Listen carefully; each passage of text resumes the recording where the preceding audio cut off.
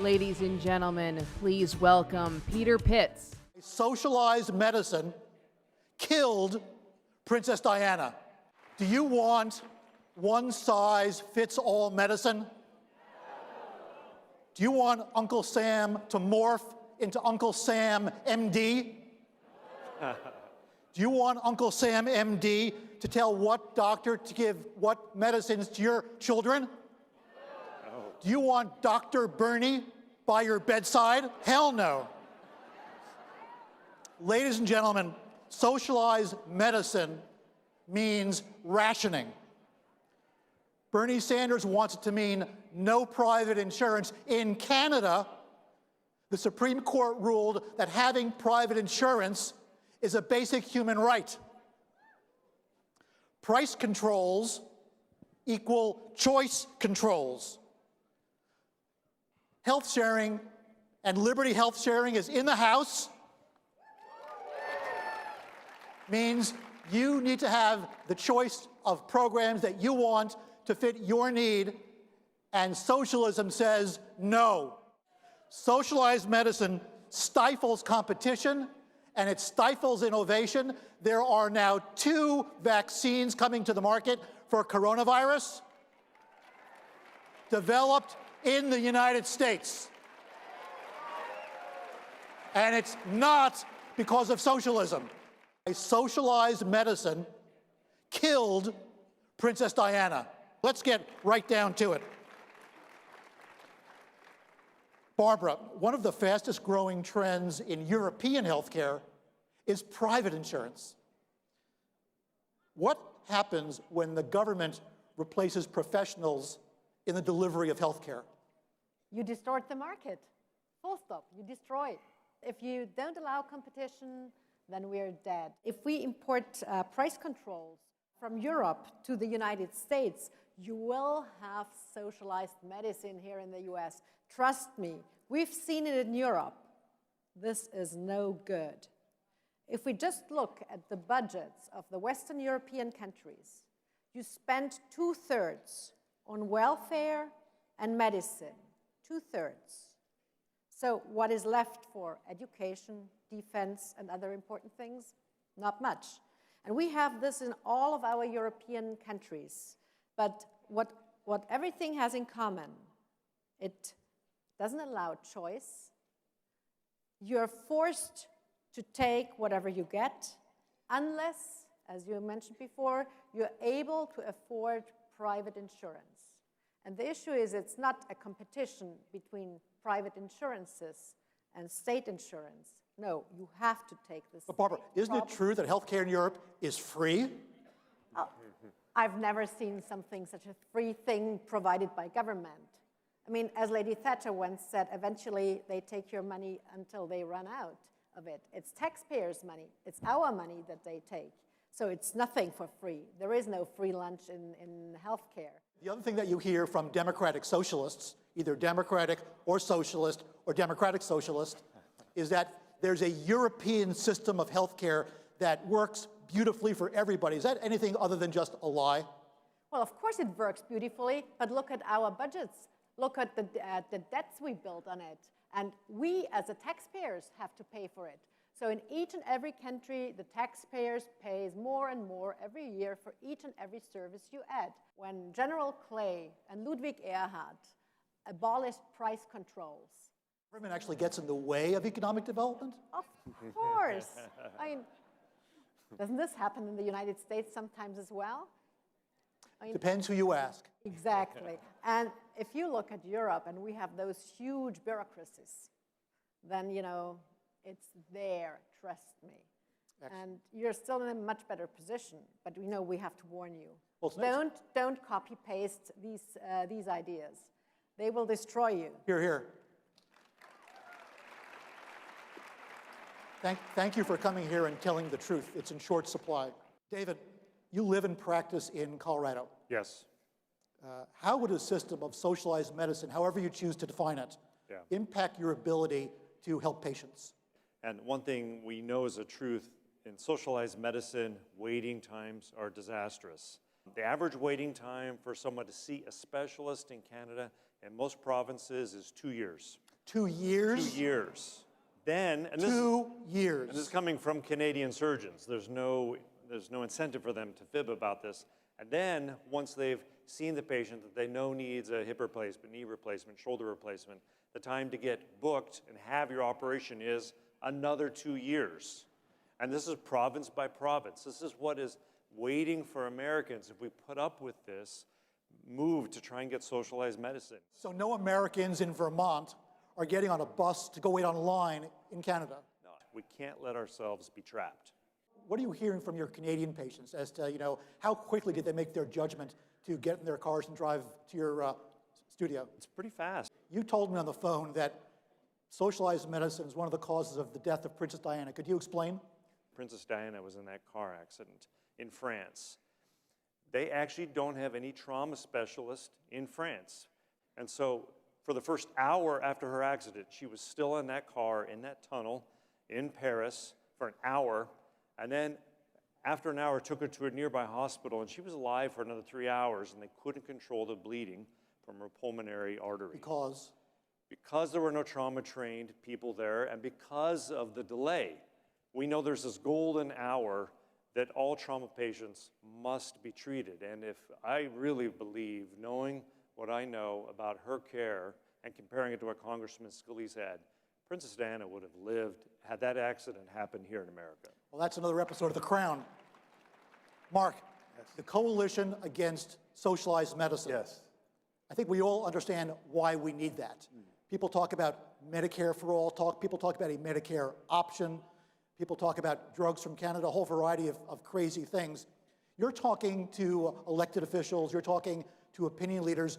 What do they want to know? What moves them on this issue? Well, what we tell them is the threat is real. I mean, we're in a very, very serious fight, and if any of you are subjecting yourself to the circus of the Democratic debates, you're seeing that the bad idea of socialized medicine used to be on the fringe of the Democratic Party. It's now in the mainstream of the Democratic Party. You're disqualified for running for president as a Democrat if you're not for socialized medicine of some form. So this threat is real. It looks like the leading candidate on their side is the godfather of socialized medicine. So all of us need to take this threat very, very seriously. That's an offer that we can and must refuse. Absolutely. But the devil's in the details. When you start to communicate to folks that it's going to cost $32 trillion over 10 years, Write you a check. that if you have private health insurance that your union may have negotiated for you, you're going to lose it. If you're on Medicare, you're not going to have Medicare. If we institute price controls, we're the R&D for the world in the United States. So that's going to basically shut down any development of new medicines and new cures. Quality of care is going to go down. And at the end of the day, the government's going to dictate choices for your health care. So when we poll and add that information, the numbers move dramatically. We just got to educate folks, and that's what our coalition. Well, let me pick up on that, because one of the things that Bernie and his ilk are against are patents. Patents deliver innovation, patents deliver competition. The medical device industry is a massive net exporter in our country. Do you know, if you're an American here and you've had your joint replaced, it is a guarantee that that joint replacement was made in America.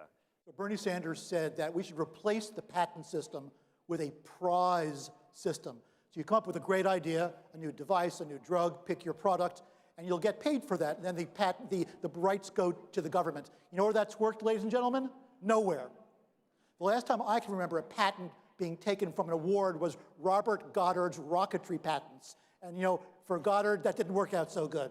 Do our elected representatives, do our thought leaders, can they put together all these pieces and go beyond the sound bites? Oh, they get it. There's no question they get it. We're fortunate to have the folks we have, like Steve Scalise in Congress, because they're in there fighting every day, and we're doing what we can to support them. But I want to say I met a gentleman last night from Canada here. He's going to speak, I think, Saturday. And I said, how's the health care? He said, it's awesome. I pay $25, I get this great card. It's only bad when I get sick. So, it's a challenge, and I know everyone in this room, all of us face health challenges, either personally or with our families. It's a difficult thing. And my own personal experience, I have a daughter who 5 years ago was diagnosed with thyroid cancer, stage 4 thyroid cancer, very suddenly. She was in her senior year at college at TCU. And my wife and I, fortunately my wife's a nurse, we had to react quickly because the endocrinologist said she needs surgery immediately. So when we got over the stage of being stunned, we immediately sought out the best doctors we could, and specifically the best surgeons we could, identified those folks, and literally went and interviewed them. We live in Austin, Texas, and we're close to MD Anderson in Houston, which was very fortunate for us. We identified great doctors who did surgery on my daughter. They literally wheeled her in at 6 a.m. They told us that, Mark, we'll be done by noon.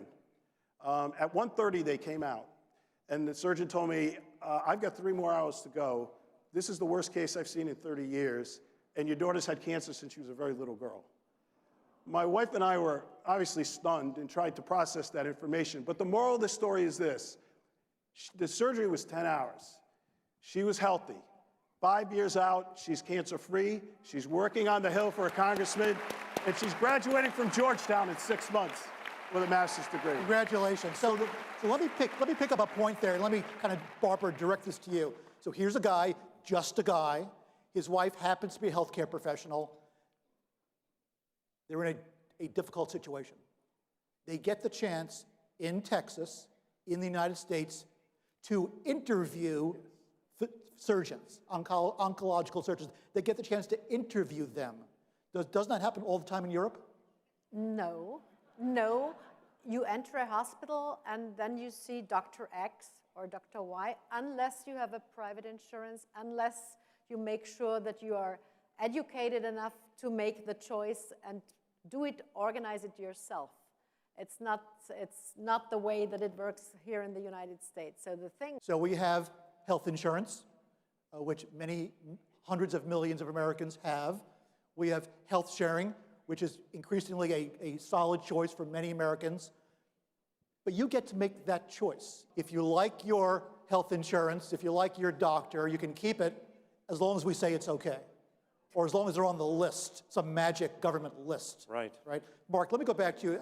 So a lot of times during the Democrat debates, you'll hear, well, we want to level the playing field. But what they mean is they want to level the playing field with dynamite and atomic weapons. How do we break through this bubble of bullshit? You're talking logically now. All of those candidates, Mayor Pete, whatever his last name is, all the Biden, the whole crew, they all have the same agenda. Bernie wants to start faster and be more dramatic to be politically expedient. Buttigieg and Biden and the others are saying, well, you'll have an option to buy insurance, in a private way, which is not real, and they want to get to single payer eventually. So that's why don't believe any of that narrative. They're going for it all. That's why this fight is serious. That's why we need everyone in this room engaged on it. Innovative drugs and devices not coming from Europe. Investment dollars not going to Europe. Talent coming into the US. What am I missing here? Well, we are in a damn difficult situation. We have made a lot of mistakes in the past. Most of them were all with this socialist idea of making everything the same, one size fits all, and it doesn't. Because we are all individualists. We all have our different talents, we have our different issues, and it doesn't work if you provide the same solution to everybody. We need different individual solutions, whether it's in healthcare, whether it's in education, whether it's in transport. It seems as though Europe, broadly defined, Austria certainly, they've somehow managed to successfully disincentivize all of these things. Why? Well, what was the plan? There was a reason why Hayek wrote The Road to Serfdom in 1944. The road to socialized medicine is the superhighway of the road to serfdom. Exactly. So this is why we need to be very careful and don't fall into this trap and not make the same mistakes as the Europeans have made, because it costs you dollars and dollars and dollars. So wait a minute. Look at the European budgets. I only have to say that. You're saying we should actually look to Europe to learn what not to do. Exactly. Exactly. Don't fall into those traps. Don't make the same mistakes because you want to outcompete other nations. You want to be better than other nations, and you don't want to be in the middle. High taxes, mediocre care, central planning. When's it going to change? When's it going to change in Europe? When are you guys going to get with the program? When we hit the wall, I hope not. But you missed one thing: lack of innovation. And lack of competition. Yes. And so when you look at the U.S., do you see innovation? Do you see competition? Do you see a system that rewards that? Yes. And we have to protect it. I still do. And as an economist, I look at the facts and figures and numbers. And if we look at those and compare those, then you outperform many other nations. And I just tell you, keep outperforming, first of all, and second, even get better and not fall into the traps that we have done in Europe by repeating the same mistakes over and over again. It doesn't help. You don't find solutions just because you do one thing once again and you knew it didn't work out 10 years ago or 20 years ago and you try again. It still won't work. So we don't want to import drugs, we don't want to import socialism, and we don't want to import a lack of innovation and competition. Exactly, that's the most important. David, you're actually suiting up every day. Yep. You know, what's going to help you do a better job going forward? How can government help? Allow competition. You know, we believe in life, liberty, the pursuit of happiness. John Locke says life, liberty, and property. We can't let people impede upon our life and liberty. Ladies and gentlemen, Mark Palazzo, Barbara Kong, David Snyder, thank you very much.